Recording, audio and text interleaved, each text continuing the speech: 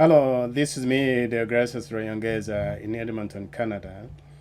I'm going to make a presentation about the tourism in Northwestern Tanzania and especially Kagera region where I come from. And Mary has asked me to give my opinion, which I am pleased to give. So at the end of the day, I hope this will be a contribution to your discussion. I don't expect magic, but I think there are some of the things that we can understand and articulate reasonably to improve the tourist potential of that area. Okay, I will leave it here and thank you for holding this meeting, and I hope we will get something good out of it.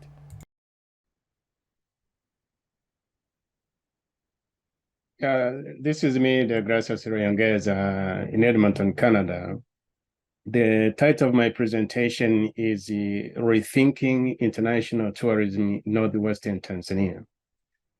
And I'll make some presentation, but before that, just to disclose who I am, here is my particulars. My name is Deogratias Rweyongeza. I was born and raised in Tanzania, born in Bukoba. I went to Sokoine University of Agriculture and the University of Beta in Canada.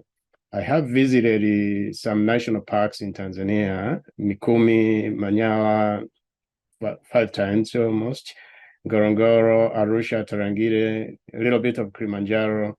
And I also, when I was a student, I climbed the mountain Meru, about 60% of it. So I'm familiar with the national parks in Tanzania. And of course, just for disclosure, I'm associated with the Friends of Bukoba, which some of you are familiar with. Now, I'm going to give you some perspective on what I think the tourism in Northwestern Tanzania, especially in Kagera region, can be. There are some strengths and the weaknesses and the obstacles that need to be overcome in order to be able to make tourism in that part of the country work.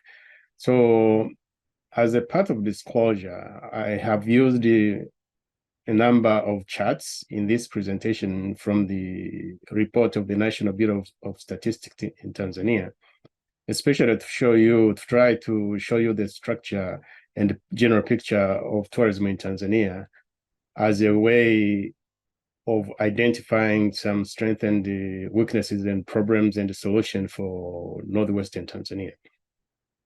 Okay, the photographs and the other sceneries I have included in this report are mine because when I visit these national parks, both in Tanzania and Canada, I take a lot of pictures. So they are not copyrighted material, they are just mine. And the opinion expressed in this presentation are also mine. Okay. Now, where are the tourists who come in Tanzania come from? Okay, so when they come in Tanzania, you just see the people visiting, but actually there is prominent areas where they tend to come from most of the time. And you can see this one here. Most of it is from Europe.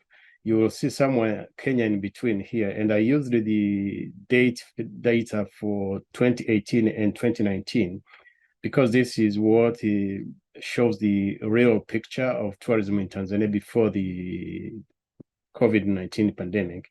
Also, the pictures may have changed or will change in the future as the pandemic phases out. But actually, these 2 years at least are the ones that shows you exactly what was happening recently. Okay, but the key point here is much of your international tourists are actually coming from the United States and Europe, some countries in Europe. You will see some of the African countries that are shown here. But when you go into the other charts that I will show, you will see that those are actually probably not necessarily tourists. They're just visitors coming to Tanzania for other purposes. And what do they do, okay, when they come in Tanzania? Most of the time, they came in for leisure and holiday activities. So about 63 in 2018 and 67 in 2019. And you also have a significant number of people who are coming there to visit relatives and friends. I suspect these are part of the diaspora people who are coming to visit their family members.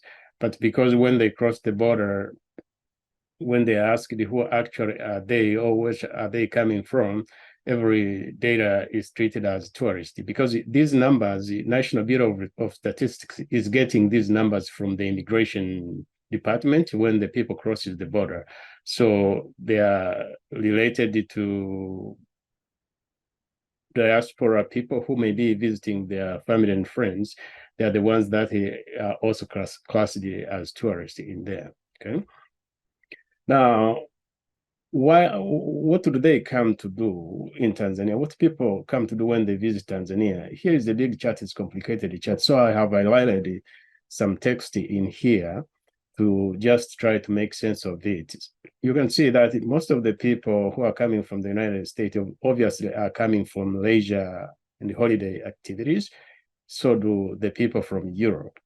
And when you come to a country like Kenya, for example, or even Zambia and Zimbabwe, these neighboring countries, you see the number changes from being leisure activities to meetings, religion, and businesses. So these are actually probably not necessarily tourists, but they are just people who are coming in Tanzania as part of the business activities within the East African and the SADC integration. But when they cross the border, they're just basically classed as tourists. And how do they come into the country? And this is also interesting. I have highlighted some text in here just to give you an idea. Most of the people who are coming in Tanzania as part of the package offer, which are the offers given by the tour operators and maybe travel agents, are actually from Europe and the United States. And if you look at these other African countries, which have been indicated to have people who visit in Tanzania in a significant number, they're actually non-packaged people. And this non-packaged people is also consistent with the fact that these people are actually not coming there as tourists. They're probably coming there for the businesses and the other meetings, okay? And what about their frequency of visiting the country? And again, this is interesting because it shows you that for those people who are coming there for leisure and holiday activities, about 85% of it are first-time visitors, okay? So you are more likely to get new people visit the country, but less likely to come back to visit. And these 14%, which are repeated visitors, I suspect are those people probably who have connection in Tanzania, like diaspora and other people. And just bear in mind that statistics as we go. Okay, and how do they get the information? Where do they get the information to come into the country? And here, this is also interesting because it shows you that 51% get their information from travel agents and tour operators, okay? And I know some people who are probably in this meeting, you are tour operators. So this is your area. It means you're bringing in a half of the tourists into the country. And there are also about 39% who come to the country because they have been referred to or they have gotten the information from their relatives and friends. I suspect this also included a significant number of the diaspora. Now, this statistics was compiled before the COVID-19 pandemic and also before the President Samia Royal Tour film. So I suspect if you are to retake this survey and ask people or travelers when they're leaving and ask how actually they came in Tanzania, where did they get the information, things may have changed. But up to this point, at least, the travel agents and tour operators are the main driver of tourists coming into Tanzania.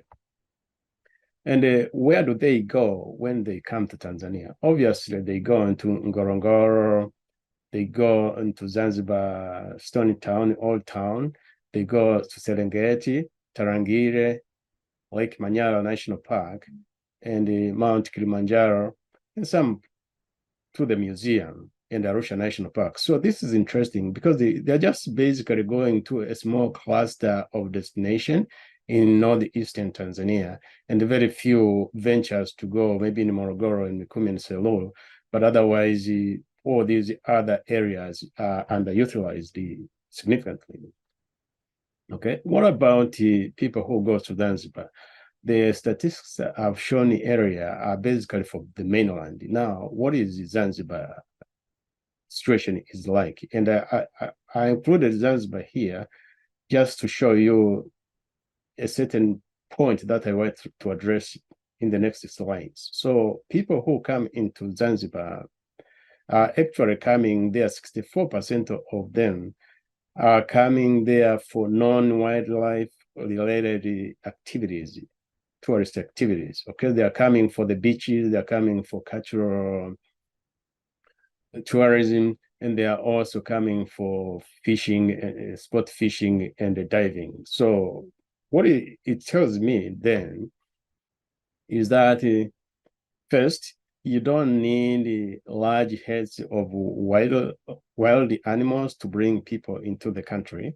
And in fact, most overwhelming number, and I would say almost all tourism in non-Sub-Saharan African countries, essentially North Africa and the rest of the world, are not related to wild animals. They are just basically nice beaches, good landscape, and those type of scenery. That's what people come to do.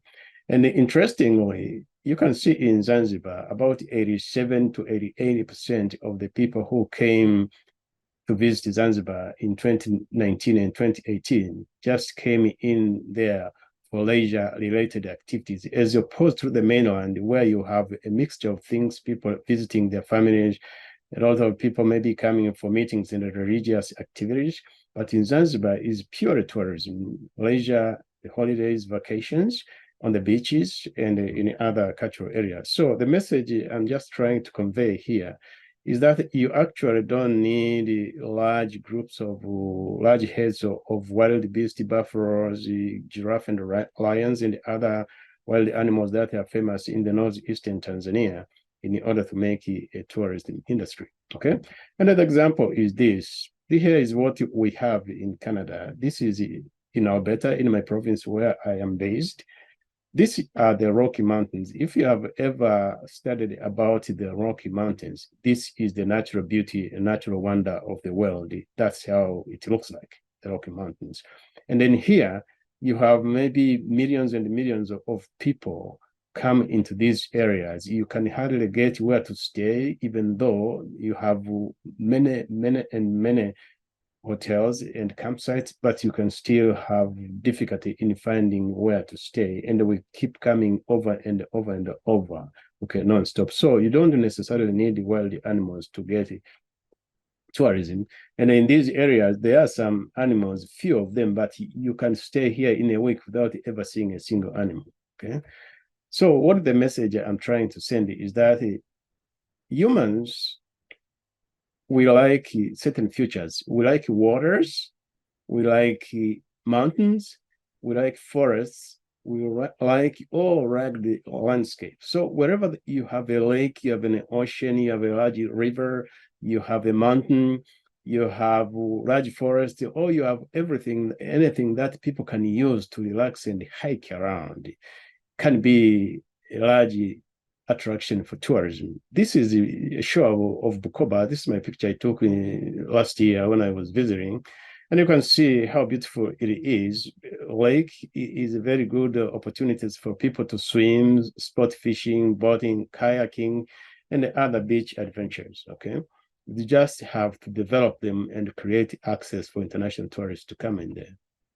Okay, what else is available in Kagera region in northwestern Tanzania? I have included this map specifically to address a point, okay?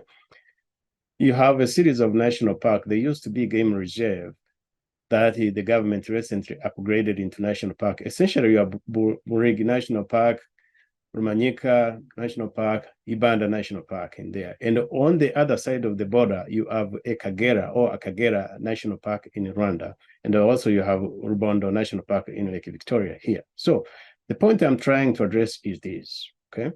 A Kagera National Park on the other side of Rwanda, okay, is the same ecosystem as the Ibanda National Park and Rweyongeza National Park in Karagwe. Okay, you can see them here. Okay, and by a large extent, it's also an extension of Bulig National Park in Biaramura. Okay, but then in terms of tourism, these national parks in Kagera are hardly known to anyone, and they are hardly visited by people. But Kagera National Park on the other side of the border is the main national park for tourism in Rwanda. Why? It's just the border. It's just the border. Borders divide countries.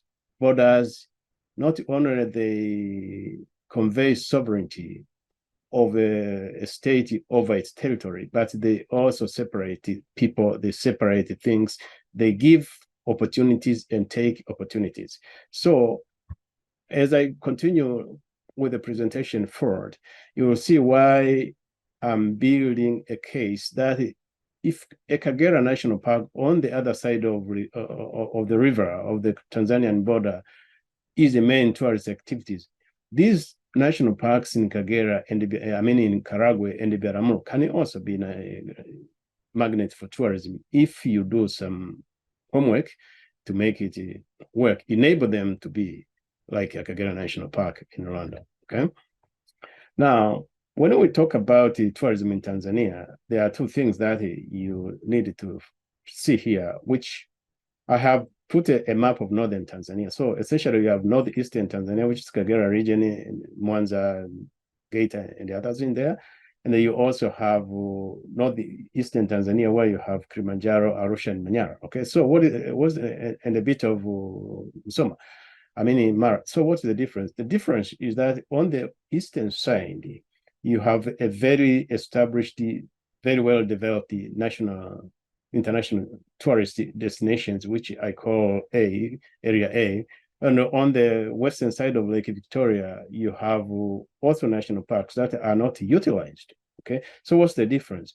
The difference is access. Okay, so the Northeast is accessible. The infrastructure is already established and built, and while the western side is not, the infrastructure is not set up that way.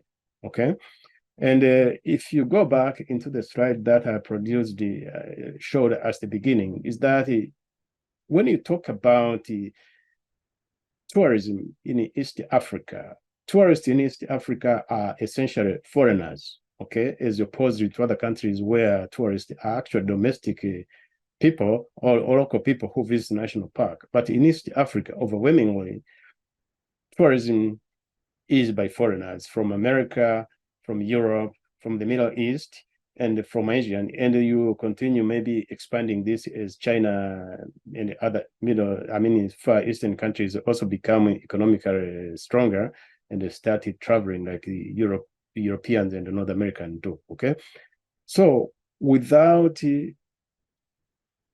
what's the difference between Area A and Area B is just Kilimanjaro International Airport. It's Kilimanjaro International Airport that enables tourism in the northeastern part of the country. So unless you have an infrastructure like an international airport that bring foreigners into northwestern Tanzania, that area will continue to struggle in terms of tourism, because you need foreigners to get in there. If they can't get in there, everything will remain a dream. Okay.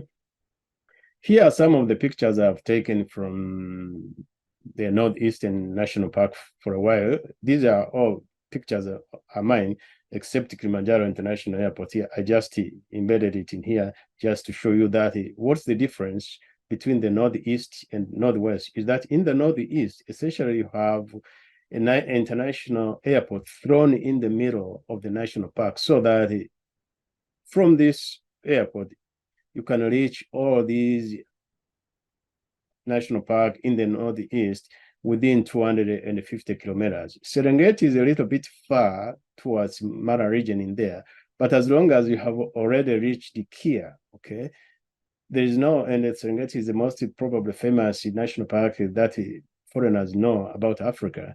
So once they're here, okay, they can, even if it is a little bit far, they can still commute in there from Ngorongoro all the way to Serengeti and toward that area. So the key issue here is that access, okay? Access is important, especially when you are tourism dependent on foreigners. If it is built on foreign visit, you need access, okay? I'll address that one. Okay, so to understand the reason of the importance of access, just hear the question that the tourists ask themselves. If I want to visit, when people are planning to visit an area, they have questions to ask. Where should I go? Okay, there must be something of values to see. Okay, how do I get in there? That is access. It has to be accessible. If it's not accessible, then it's just a distant dream. Okay, where will I stay? There must be a safer and affordable accommodation. Okay, how much will it cost me? This is just the amount of dollar and financing. Okay, how the lower is always the best, but even if it gets a little bit expensive or a little bit higher in pricing, but if there is something of tangible things to see there, people will accommodate that one. Okay, how long will I stay in there? And actually, this also a functioning of the amount of money you want to pay or you're willing to pay to get in there. Okay, now how do we address the access issues that prevent tourism from growing in the Northwestern Tanzania and the Kagera region? Here is the main point of my discussion, that access is what limiting tourism in Northwestern Tanzania. So how do you do that? Obviously, everybody would like to have an international airport there, like Kilimanjaro International Airport, that serve that area, that bring foreign airline in there, that bring tourism. But that, while it is a good idea and it should be a long-term goal or long-term view of the Tanzanian government to do that one, if it wants to expand its industry and collect revenues from everywhere. But it will take time to do, even if you were to build a large airport in there today. It doesn't mean that international airline like KLM or Qatar Airline and the others will start landing there. They won't. They will start landing in there only when they are sure that there is a large volume of travelers going in there to justify the cost of landing in there. Okay, so because that one will take many, many years before it can become a reality, I'm suggesting some ideas, a way of thinking outside the box, okay? One of them is that Tanzania can leverage the international airports of neighboring countries, okay? Like Entebbe International Airport, Kigali International Airport, maybe Bujumbura International Airport, okay? You can just craft some kind of a strategic plan to make sure that a lot of people who visit Rwanda and Uganda, okay, because they're already in Rwanda and Uganda, they are probably likely to accept to cross the border into a neighboring country like Tanzania, into neighboring regions like Bukoba or even Mwanza and the others, and they see some activities in there, some tourist activities in there. You have to give them some incentive to want to go further beyond the Rwanda, beyond the Uganda once they're already in Rwanda, okay? It is easier, for example, for someone to cross from a Kagera National Park and across the border, the Karagwe-Rwanda border, into Ibanda or Manyika or into Biaramuro, okay? For example, if you waive their visa fees, okay, so you can say you're already in Rwanda, you're already in Uganda, and you want to go and to come in Tanzania to see our national park in there. Okay, we will give you the visa, but you don't have to pay fees. Okay, so if the visa is $100 or $50, someone may use that, may see that one as an incentive actually to come, because he doesn't have to pay it. Okay, that is one option. Okay, you can introduce lower fees park fees, entry fees into the national park on the Northwestern Tanzania, and also in other parts of Tanzania, like in southern Tanzania or southwestern Tanzania, where only very few people are going in there. You can say that if you visit these areas, you will pay less fees than when you are visiting in the Northeast, okay? That is another short-term measure that is targeting at building the industry in there.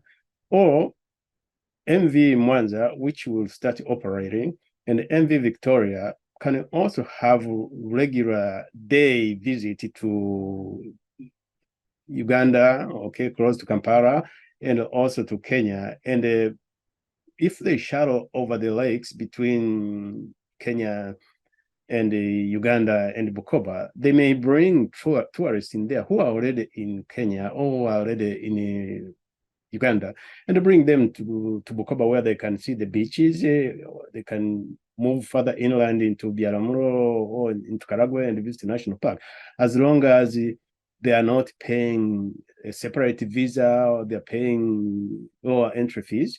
That is another way of promoting an industry building. Okay. Now, as I said, on the long term, if you want to bring your own tourism, you have to think of building of developing an international park, airport like that of Kia, okay, in northwestern Tanzania, and make Air Tanzania the first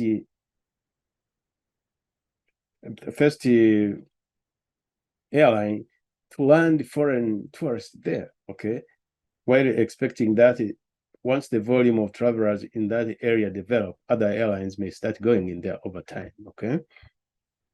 Now, I must mention that the Royal Tour film that President Samia has made will help to advertise the Tanzanian tourist potential, okay? But it won't bring the tourists in areas that have no access, like northwestern Tanzania. So the film will make a good deal of advertising Tanzania overseas. But if you want those travelers to come or tourists to come, there has to be public investment in transportation infrastructure in those areas. There must be public targeted policies admitting tourists in national park to promote areas with low visit, like I said, on the visas, on fees and others. There can be public tax incentive for people who local or even foreigners who want to build property like hotels or campsites in northwestern Tanzania, okay? And if you look at this, which I said, think about long term, think about building, think outside the box. The big picture here is that one. If you waive certain costs, you may see it as if you are losing revenue, but actually you are not losing revenue if you are using that forgiveness of certain fees as a way of building up the industry. For example, I just make up the statement here. A visa can be $50, for example. I know Tanzania, for example, if a Canadian is visiting, they charge $50 per visa, like American, okay? So let's say a person is already in Rwanda or already in Uganda, want to cross the border, you can say, okay, we will admit you, we'll give you a visa, but you don't have to pay this $50, okay? If that person is going to spend $400 in the Kagera region, for example, you already have gained $350 by just forgiving out 50, okay? But if you insist to say that you pay $50 for a visa and the person decided not to cross because he sees psychologically as an additional expense that he doesn't have to pay, then what you gain is zero, because now this $400 which would have been spent there won't be spent. So your net gain then becomes zero, okay? I think you get my point, okay?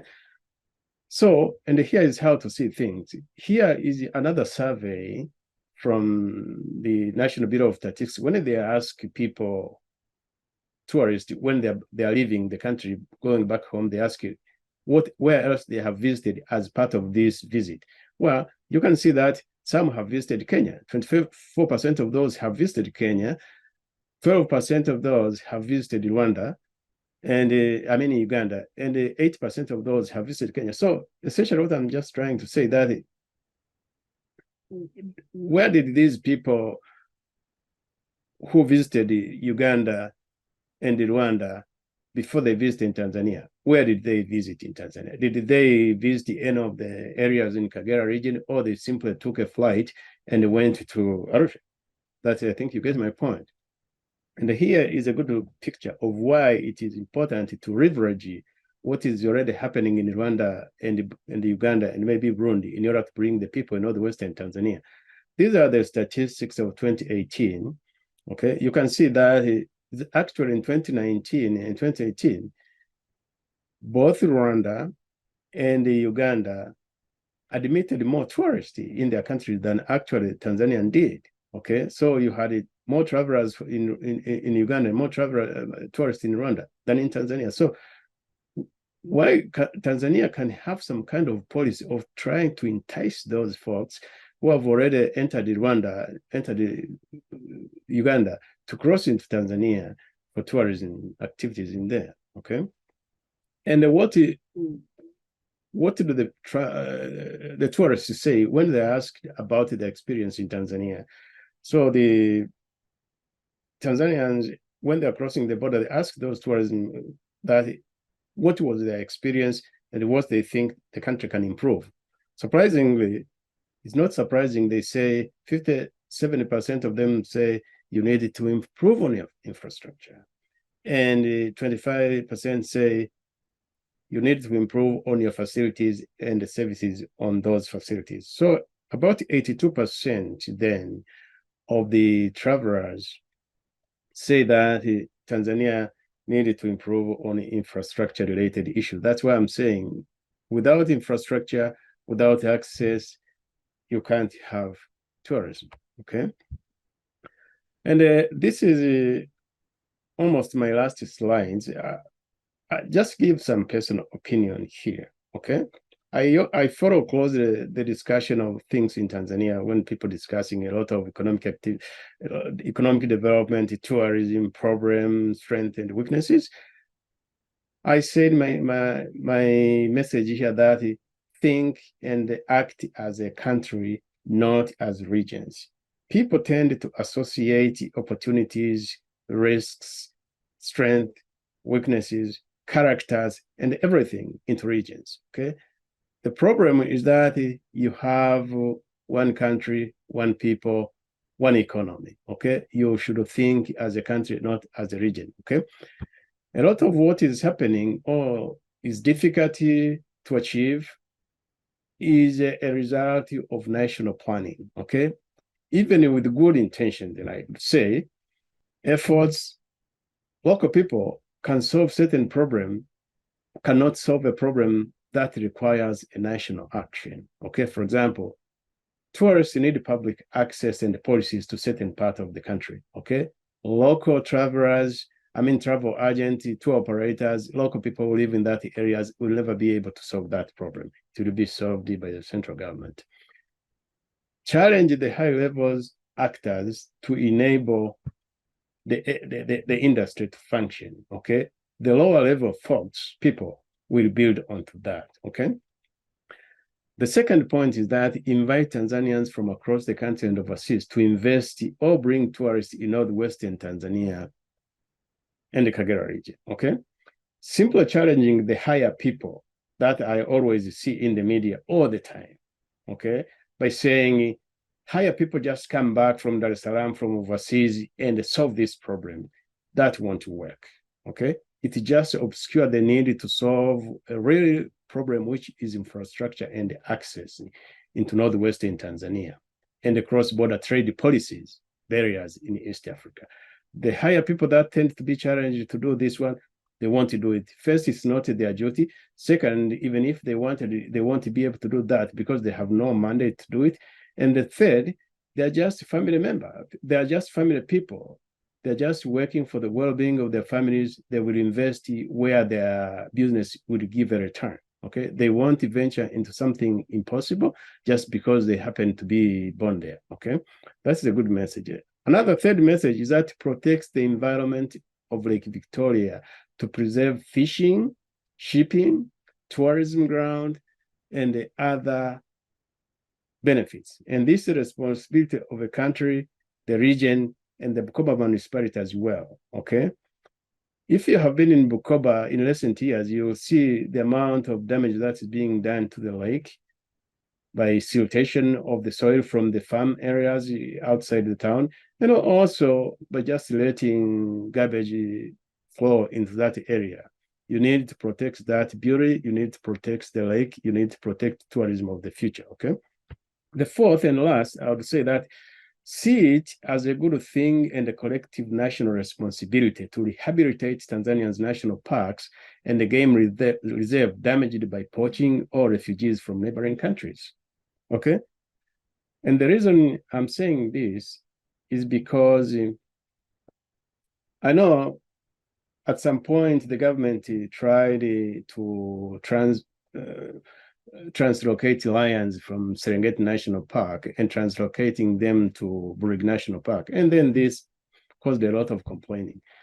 Those activities have to be done because you have to put back those national parks to be in the way they were before they were disrupted by wars in neighboring countries. And it is also biologically and in terms of conservation, a way of restoring the ecosystem that is disrupted. You need lions in there, you need cheetahs in there, you need leopard to eat buffaloes, to eat these ungulates, to keep them at the lower level that can sustain the environment. Don't complain about these things. Even here in North America, we rehabilitate the damaged ecosystem by just translocating animals from other areas and they planted them where they have been decimated in the past. So that's why I'm saying, think as a country, don't think as a region, okay? Lastly, I'd like to acknowledge Mary Karikawa, who has invited me to provide this presentation, and I hope I have provided some kind of good idea that will be a basis for your discussion. I wish you well again, okay? This is me, Rweyongeza. Bye.